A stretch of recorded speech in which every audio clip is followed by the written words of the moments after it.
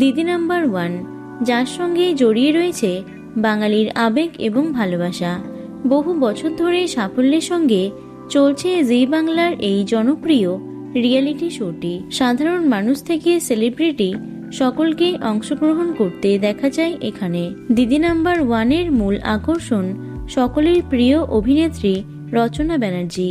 মাঝে মাঝে অবশ্য বেশ কিছু কারণে অন্যান্য তারকারাও এসেছেন এই শোটি সঞ্চালনা করতে, তবে রচনা ব্যানার্জির জায়গা কেউ কখনো নিতে পারেননি। তবে আবারও খারাপ খবর সামনে এলো। আগামী 14ই ফেব্রুয়ারি ভ্যালেন্টাইন্স ডেতে বড়সড় ধামাকা হতে চলেছে দিদি নাম্বার 1-এর মঞ্চে। পছন্দের তারকা জুটিরা খেলতে আসবে এদিন, যাদের মধ্যে রয়েছেন আদি আনন্দী, ঋষিউজি, পারুল রায়ান এবং সাক্ষ্য আশি। এছাড়াও আরও চমক রয়েছে এদিন। তবে এদিন সঞ্চালিকা হিসেবে দেখা যাবে না রচনা ব্যানার্জিকে, তার পরিবর্তে থাকছেন অভিনেত্রী শ্বেতা ভট্টাচার্য। ইতিমধ্যে প্রকাশ্যে এসেছে এই বিশেষ পর্বের কিছু ঝলক।